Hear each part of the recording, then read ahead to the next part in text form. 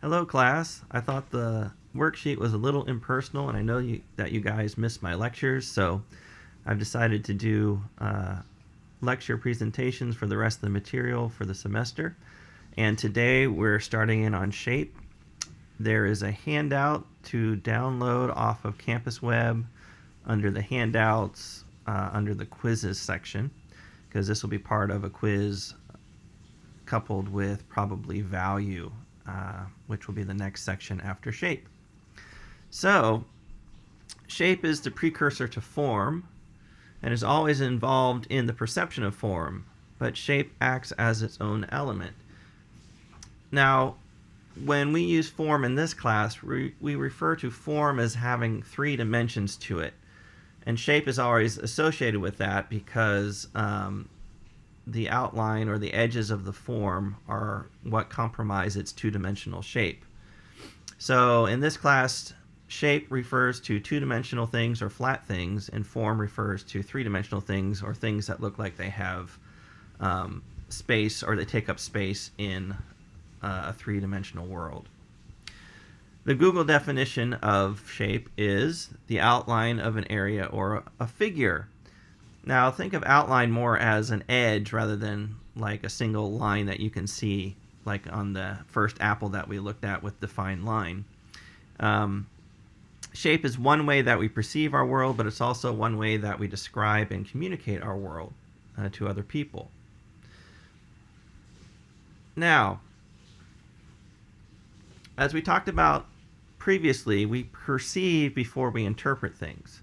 So when you see something in the world, you actually start off by seeing it as an outline or an edge of one thing next to another thing. Something that, like you might see in this picture right here.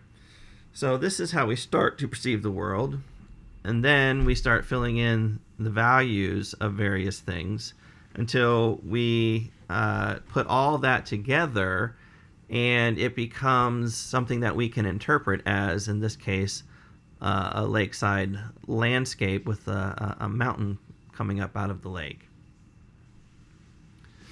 But before we kind of interpret it as being that, we perceive it as its basic shapes. So the ability to see and perceive before we interpret allows us also to work backwards in order to abstract or draw out the visual essences of the world that we're interpreting. So if we're working backward from this world that we're seeing, say like this landscape, we can work backwards and we can take, the forms which have light and dark in them, and we can just take their outline or their edges, and we can turn them into flattened shapes. So the first thing that we can do in order to abstract from the real world is we can turn the visible 3-dimensional forms into flattened 2-dimensional shapes. Now from there, we can simplify the flattened 2-dimensional shapes into simpler shapes. Finally, if we remove any reference to the real image, the simple shapes themselves form a pleasing composition relative to its framing, which means that all composition is based off of something that it is contained in. So in what you're seeing right now, it's contained in that pink pink square form, and that balance of the shapes is what gives it a pleasing sensation to the eye when we're actually looking at it. So on your handout, I want you to kind of draw those shapes that you see in the landscape, the lake landscape, in that box that I provided for you on the paper, just to get some practice of actually perceiving and not just kind of looking at something and going straight to interpretation. Later on in the semester, I hope we'll get to a process for how you can analyze a work of art, starting with just basically the things that you see before you start naming things.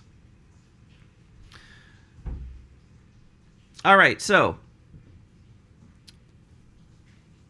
at the bottom of the page, there's a question that says, what's the difference between the perception of shapes and interpretation of shapes? I want you to kind of think about that and answer that for yourself. Now, the next image, what is this? this is a... Did you say a woman?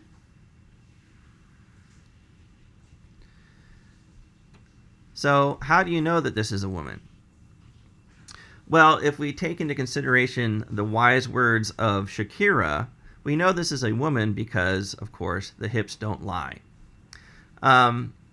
But before I would say that we interpret this as being a woman, and we interpret this as being a woman because we have experience with what women's look like and what their anatomy is like in difference to males, and we have enough information here to basically discern that this is a woman who is facing away from us, and she has some sort of a gown on, but the gown still can't deny that she is a woman based off of her hourglass shape. So, but before we interpret this as her being a woman, we're actually going to perceive it as being this shape against a background, and this background is in the form of a grayish rectangle. Now, I can simplify this shape even more, and I can turn the shape into a triangle. And I can abstract that woman shape to its very essence, which is basically this triangle, which is on this type of a rectangle. And the amazing thing is that as far as us determining whether this is a well-composed image or not, there's zero difference between the woman whose hips don't lie and also this triangle sitting on a rectangle. They have the exact same visual impact, no matter whether we understand the subject matter and can interpret it as something, or whether it just remains completely in the abstract world. Now, on your sheet below this, I provided an image by Caravaggio, and this is David with the head of Goliath. Now, I want you to kind of draw out the composition in the rectangle that's next to it. And if you want some extra credit, you can upload your drawn analysis to Campus Web, and I will give you extra credit for doing that. Now, this next image is by a very famous French artist named Henri Matisse. I want you to guess the title. It was done in 1953, towards the end of Matisse's career. At this time, he was an old man and he was physically disabled, but he was still able to make art. So let's see if this helps you with your interpretation of what the title might be. Some of you might be saying, I don't know, The Spiral or The Pink Spaghetti or something like that. Maybe this next one will give you a clue as to what the title actually is. So how about now? Can you guess what the title is now? So this is called The Snail. And I have a couple questions to ask about this. Is it naturalistic or is it abstract? I'm going to let you answer that for yourselves based off of what hopefully you've already learned in this course. Now, I'm going to ask you again on the next question, is it representational or is it non-representational? Again, you can answer that based off of what you have learned in this course. I've asked why because I would like you to kind of think about why you think that it is either representational or non-representational. Now, the final question I want you to ask of this is, how does your answer it to being representational and or abstract relate to the title that it's been given? So how does it being representational, non-representational, abstract relate to the title of The Snail?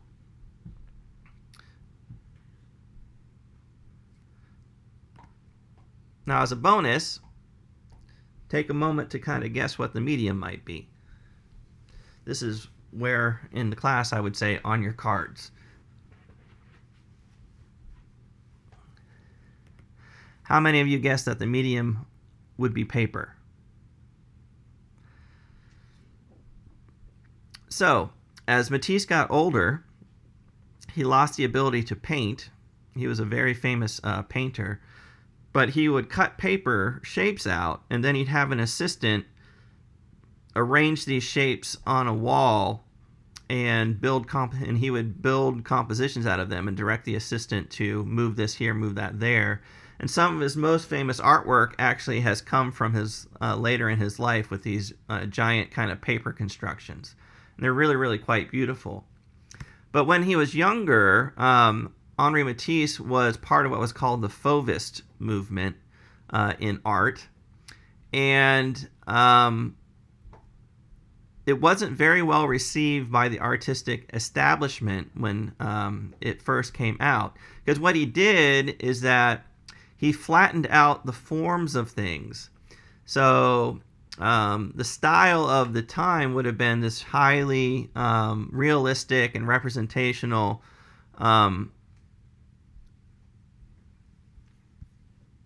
smooth paintings.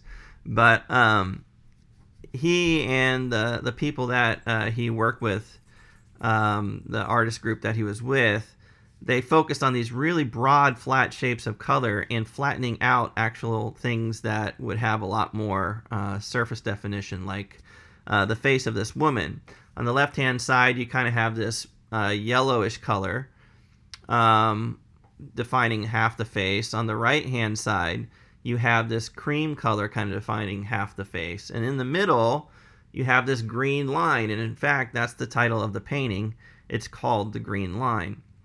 So Henri Matisse, even though you can still tell that it's a woman and it's a human being, is flattening out things that should have a lot more light and shade on it.